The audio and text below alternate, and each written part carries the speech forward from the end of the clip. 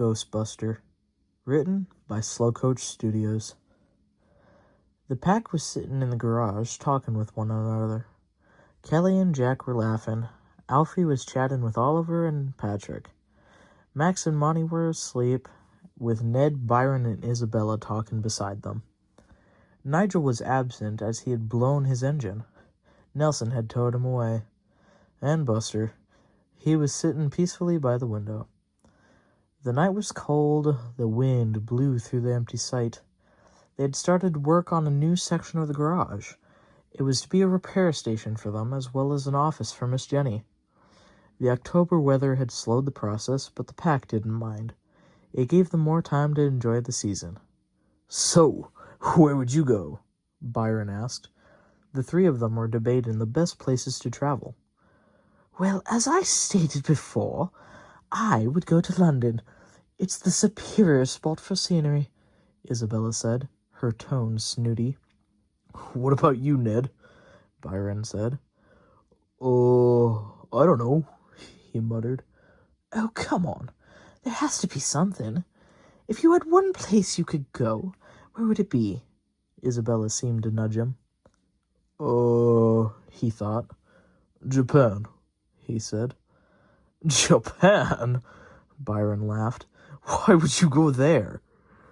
"I don't know. Miss Jenny said it was nice." Ned seemed disappointed. "Well, I think it's a wonderful place," Isabella smiled. "Wouldn't catch me in Japan," Byron grumbled. "All right, everyone." Jack was in the center of them. "Since it's October," he started as the others listened in, "and seeing as it's the 13th today, I think it's the perfect time for a ghost story." Jack gave a creepy grin. "Oh, you know I hate these things," Buster groaned. "But, seeing as Jack's stories all end the same, I will be telling this one," Kelly said. Jack looked at them in shock. "How could you do this to me?" He shut his eyes dramatically. Kelly paid no attention to him. She simply sighed and told the story. "Once on a night, long, long ago, there was a digger that worked at the mine. Her round drill was rusted and worn. Her long exhaust pipes would howl in the cold night. They called her Meredith. She was a custom build, made of random parts from around the mine. She would work all night long, digging for coal, ores, and whatever was needed at the time. One night, she was working in the mine when the alarm blared. A cave-in was imminent. She quickly backed down the path, the walls rumbling and rocks falling, Kelly said with suspense. The others were invested, all but one. "Let me guess. She gets crushed by the rocks and haunts the mine," Buster scoffed. Kelly just continued. "The mine was on the verge of collapse, but with one slow push, she made it out of the mine. She cheered. She thought she was safe. Unfortunately, a sinkhole had opened up right next to her, and she fell straight to the bottom." A crash of thunder sounded outside. Max and Monty woke with a start. The others gasped. Buster wasn't amused. "She wouldn't be rescued till the next day. By then, she had been damaged beyond repair. She was put in the back of the shed. Her parts were taken to repair other machinery. They took all of it, leaving just her long exhaust pipes. Now, some say that she roams around the road, taking parts from other vehicles to rebuild her stolen body. Her howl blowing through the cold nights," Kelly finished. The others were silent. They were spooked. "Yeah, you're right," Jack shuddered. "That was way better than mine." All of a sudden, a crash was heard from behind the doors. The others yelped. Then the doors opened, and Nelson rolled in.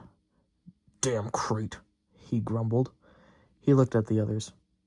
Hi." He backed in next to Max. "Oh, you guys are just being paranoid. Ghosts aren't real." Buster rolled his eyes. But what if they are? Patrick said. October is when the spiritual divide is at its weakest, Isabella said. Max was filling Nelson in next to her. No, that's just the 31st, Kelly objected. They aren't. Now, we must get to sleep. We've got to finish this garage next week or so. Buster interrupted. The others seemed weary, but they each agreed. The next day was cloudy and cool as the pack worked. Patrick had started to pour the foundation for the office. Kelly was lifting a wooden arch onto the frames of the garage.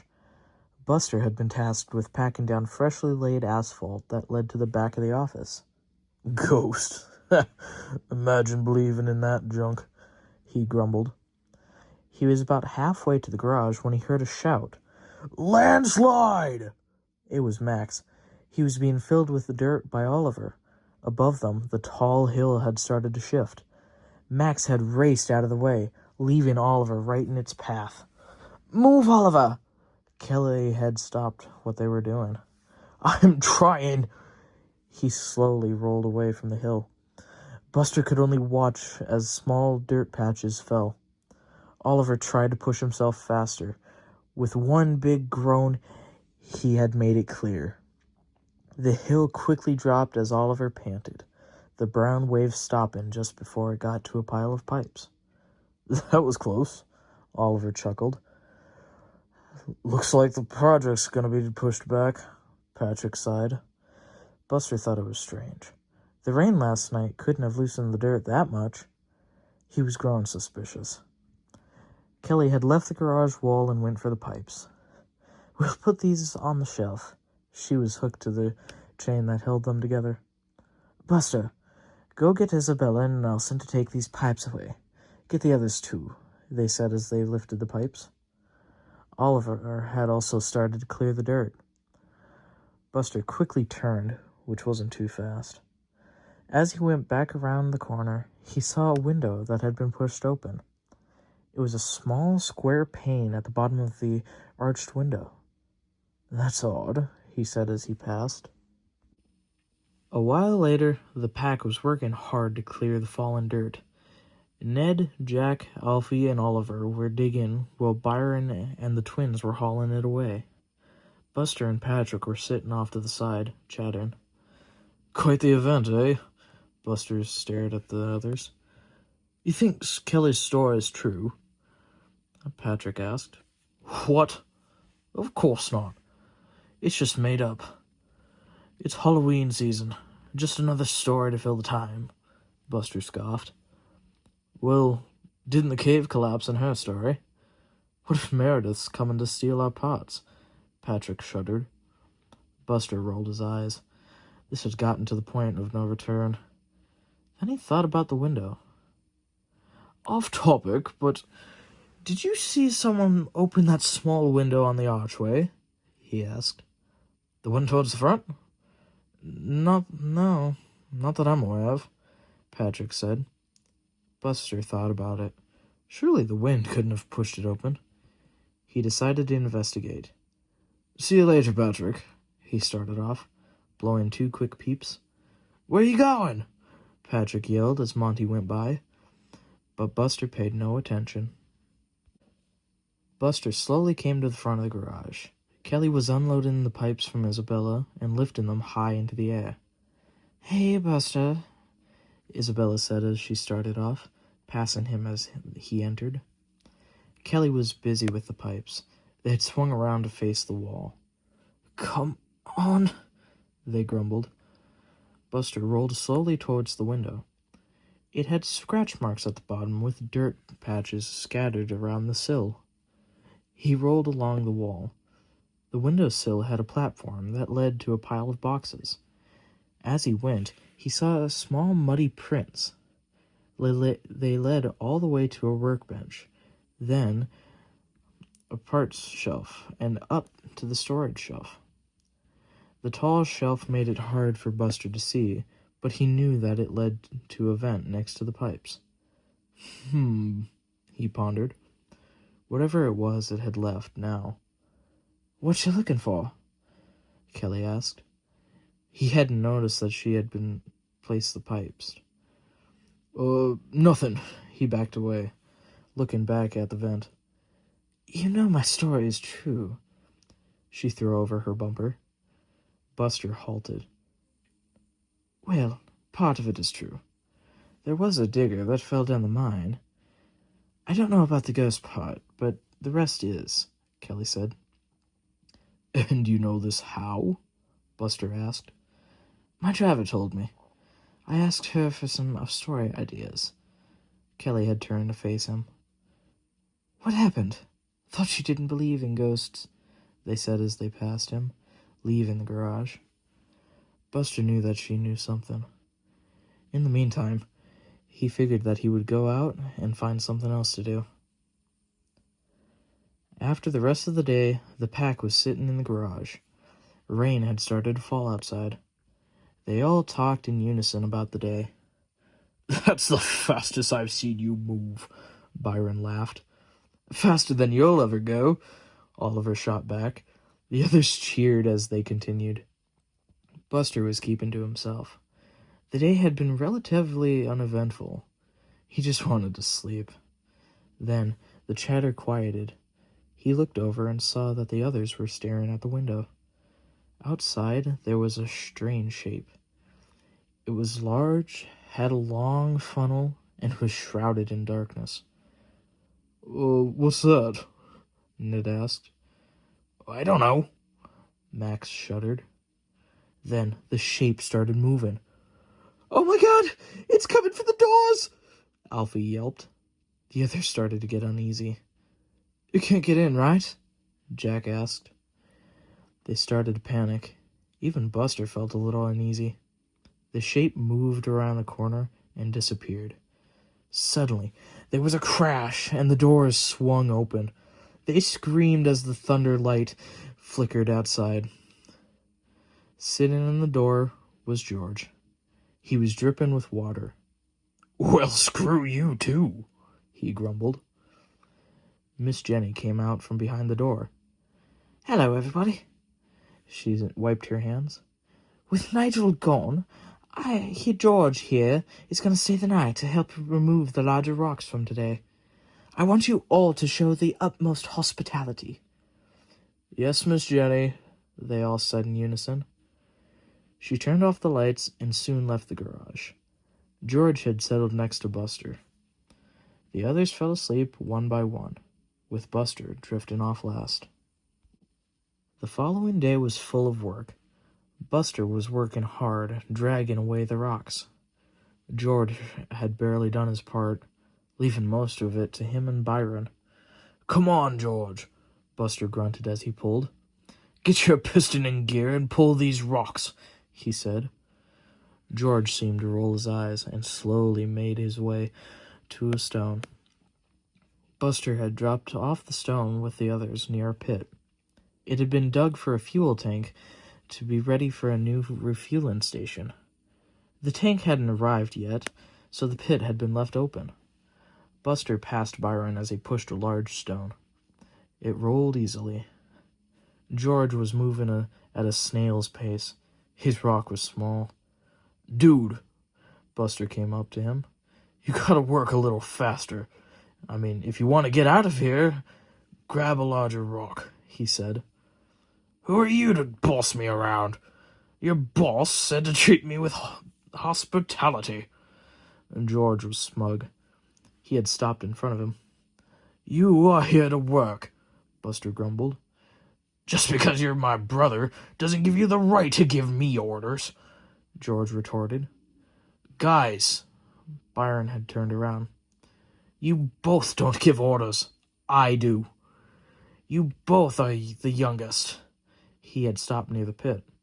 "So how about we stop the squabbling and get our work done?" The dirt behind him crumbled a bit.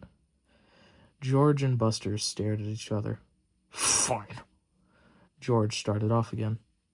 "Thank you. Now, how about we start—" "Whoa!" Byron felt a jolt. The dirt behind him crumbled away, tipping him back. "Oof!" he grunted as he hit the concrete slat stands for the tank. George burst out laughing as Buster turned. Byron was facing the sky, his yellow plow high in the air. Little help?" he sheepishly asked. Buster smiled as he rolled over to him. Both Buster and George were chained to his frame. They were lined up side by side. "On three," Buster said. George agreed, and they got ready. 1, 2, 3, Buster said. The two pulled. They strained as Byron slowly came forward. Buster saw that George was actually trying this time. Eventually, Byron was pulled back onto the solid ground. "Man," George huffed. "That was something," he sighed. "Welcome to my job," Buster laughed. The two chuckled as Byron rolled his eyes. It wasn't long before they had all the rocks clear. They were all pushed into a pile beside the pit. "Good job, guys." Byron had started back to the garage. "Well, I best be off," George said. "You're right. I'll see you out." Buster followed him to the exit. After George left, Buster had made his way back. He passed the concrete foundation for the office and saw that there were prints in the semi-dry floor. He stopped and looked closer. They had 4 small circle nubs and a larger one in the center. They led straight to the window. He now knew what it was. That night, the pack was talking about the day, only they weren't as cheerful. They were talking about Kelly's story. "So, the dirt gave way right under you, right?" Jack asked. The subject was brought up again after the rain had worsened during the night. Yeah, I mean, I was at the edge," Byron said. "Just like the story," Alfie quivered. "First the landslide, then the pit," Patrick said. "Then the haunting." Ned was quiet. Thunder crashed outside. Max and Monty yelped. "Come on," Buster said. He was parked in front of the shelf with the pipes. "If that story was real, then we would hear her exhaust pipes," he said. Just then, with a crash of thunder, howls filled the garage. The pack was in shock.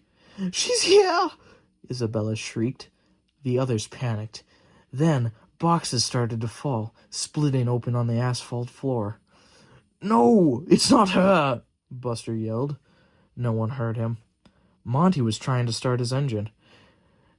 He got it going and tried to speed off, but unfortunately, he ended up reversing into Buster. "Oof!" Buster rolled back into the shelf. The loud crash made everyone silent, the howls still echoing. After he collected himself, he sighed. "As I was trying to say, it's not a ghost, it's a..." He was cut off as a thump hit his roof. He looked up and saw a little black cat sitting on the edge of his roof. "It was a calf," he smiled. The others were dumbfounded. "It gets through that window there." He looked at the open panel. The others looked with him as he explained. "The cat would go along the workbench and hop onto the boxes. Then it would go onto the shelf and then out the vent," he said. "Then how'd the howling start?" Jack asked. "The vent is next to the pipes. The wind came through the vent and hit the pipes at a right angle. It also knocked over those boxes." Kelly had extended their hook and shut the vent. "And you knew about it, too," Buster said.